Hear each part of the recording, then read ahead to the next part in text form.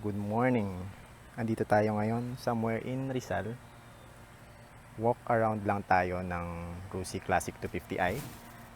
Since I own this for a year now, overdue na ako para dito sa walk around na to. But it's better late than never. So simulan natin.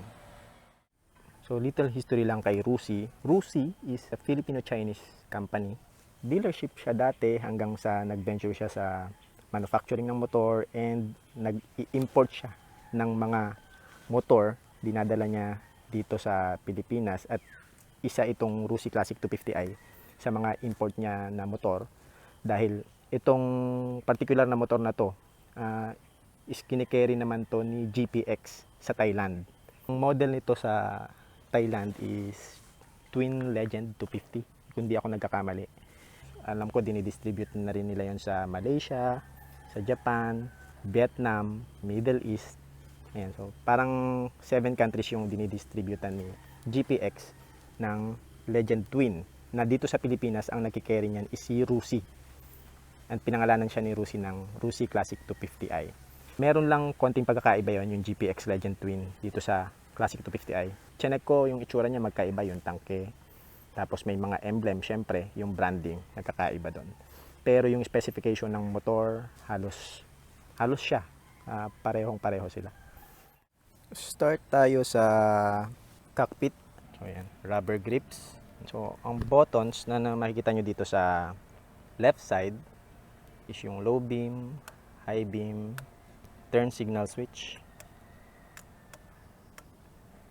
horn, busina, hazard switch, nasa ilalim, and passing light.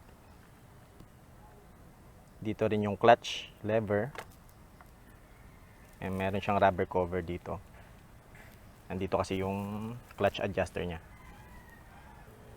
Dito sa kanan, ganun pa rin, may side mirror ka, canister para dun sa brake fluid indicator nandun sa harapan, transparent yun, makikita nyo yung level ng oil nyo kung mababa na siya.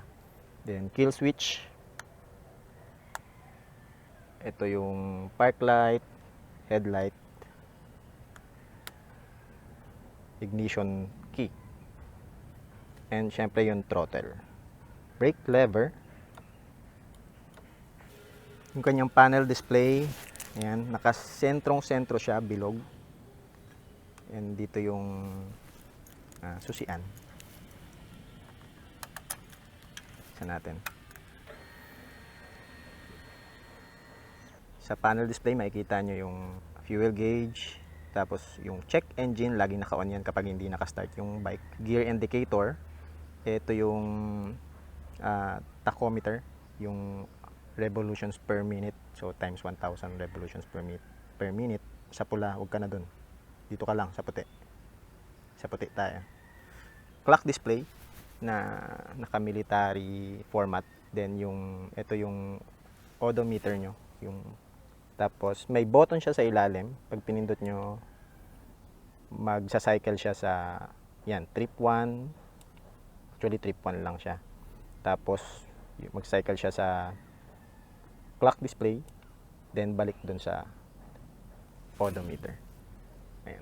Pag nilong press nyo naman siya, yun, nag-change siya sa miles per hour. Ayan. So, balik lang natin sa kilometer. Kasi dito tayo sa Pacific. So, kilometer per hour. Okay, patayin ko na dahil baka ubusan tayo ng baterya. And ayun. So, kung ilalak nyo yung, alam nyo naman na yan, huwag na lang ilak. Yung kanyang headlight, ayan, meron siya ditong park light ba tawag dyan. Itsura niya ay yan. So pag tumatakbo ako, lagi ko lang binubuksan yan. At least visible ako sa side mirror or sa rear mirror ng mga sasakyan. LED na rin yan. LED rin yun. Ilaw dito sa taas. Then may ilaw din siya dito sa baba.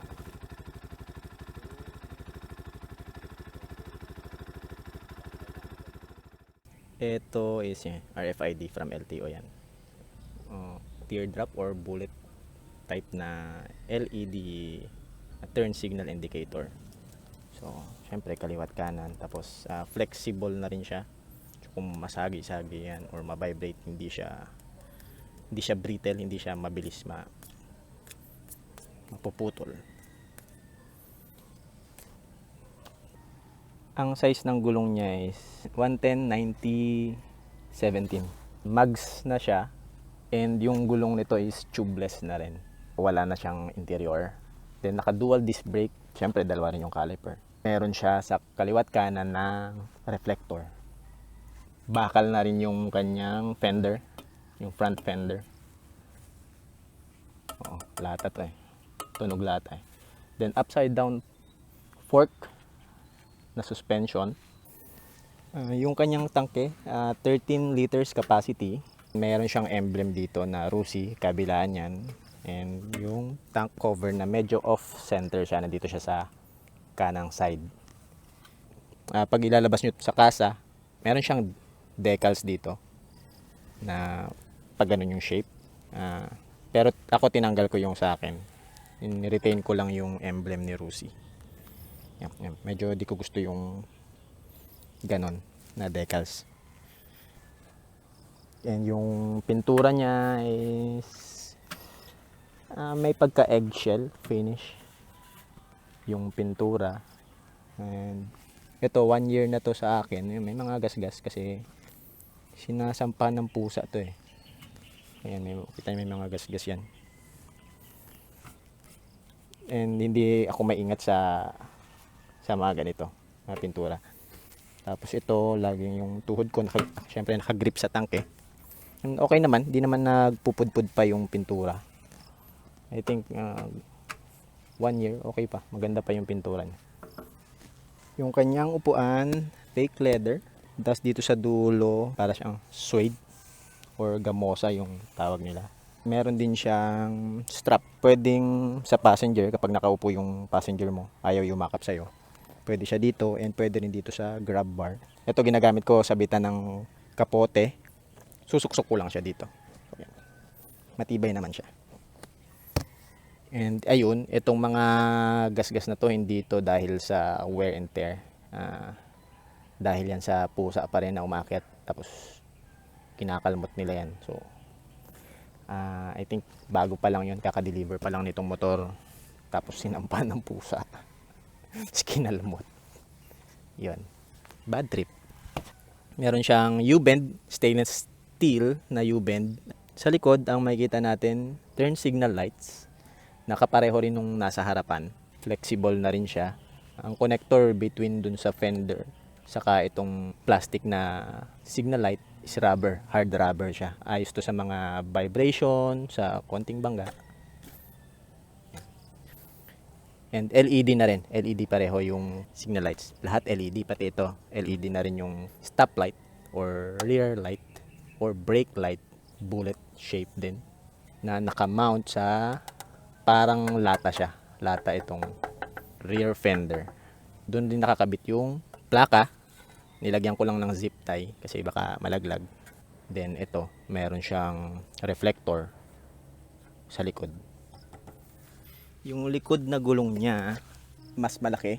130 by 80 by 17. Brand niya is Yuanxing. Same siya nung sa harapan. Parehong brand. Disc brake yung likod niya.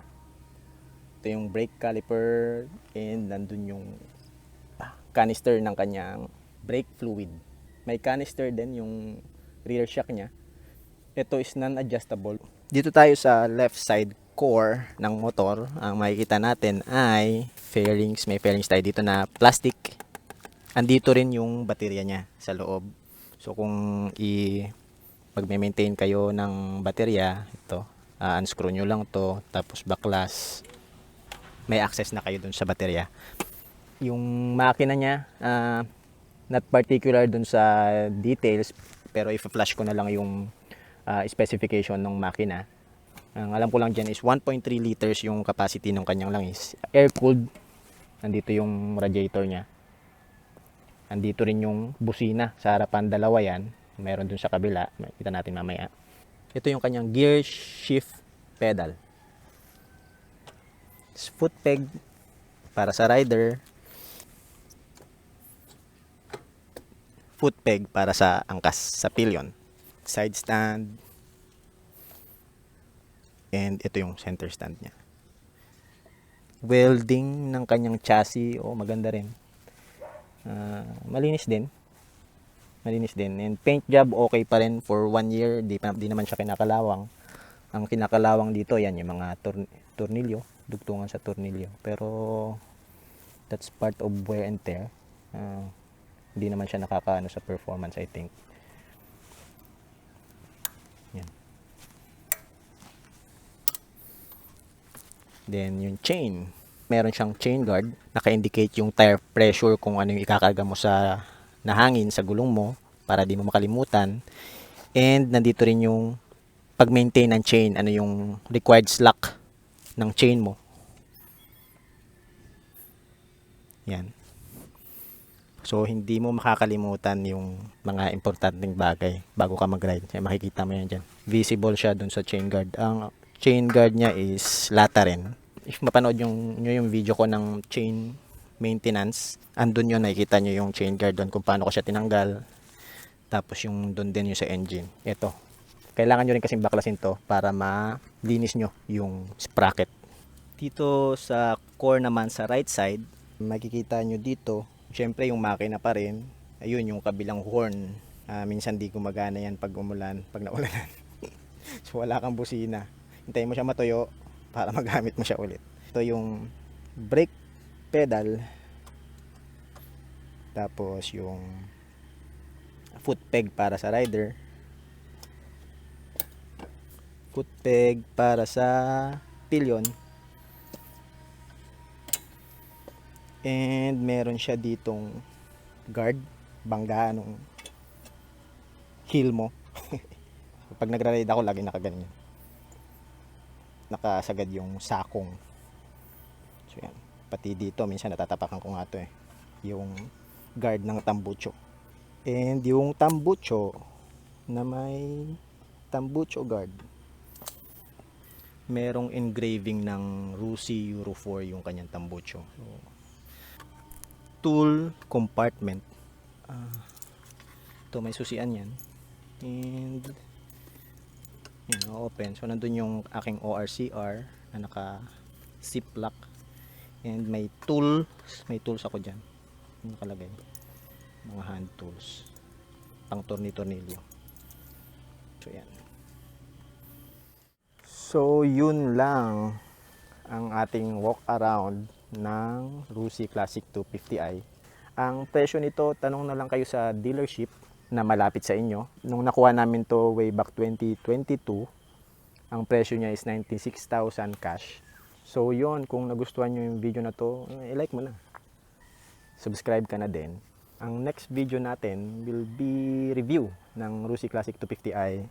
It will be a long-term review kasi isang taon na sa akin tong motor na to. It's high time na i-review ko na siya. Ano yung ma-experience ko sa kanya, ano yung gusto ko, ano yung ayaw ko. Para naman yung mga nagbabalak bumili ng Rusi Classic 250i nito, they are well guided kung para sa kanila ba yung motor na to. And also search na rin kayo ng mga review ng Rusi Classic 250i. Sobrang dami na ng review ng motor na to. So isa lang to, dinadagdagan ko lang para pag kukuha kayo ng ganitong motor, kumbaga parang di mo pa nahawakan, kabisado mo na siya. That's it, pansit. Tapusin na natin ang video na to dahil babiyahe pa ako pauwi ng Valenzuela. So okay na, bye-bye na. Bye-bye. Nakalimutan kong i-video yung rider stance kapag sasakay sa Rusi Classic 250i. So dito na lang tayo. I'm 5'6". That's roughly 168 centimeter.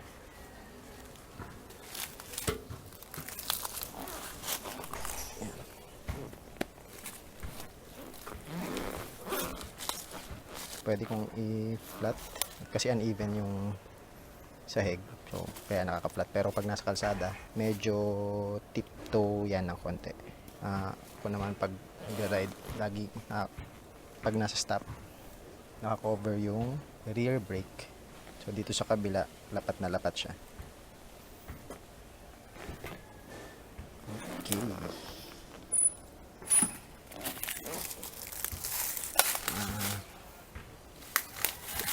Hit natin.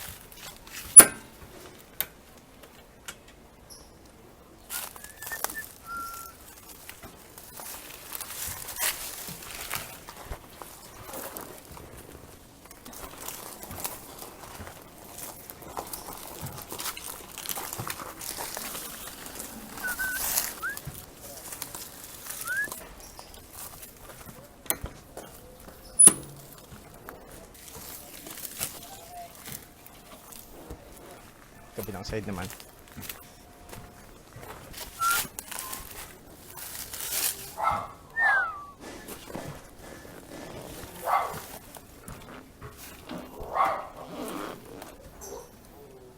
Brum brum.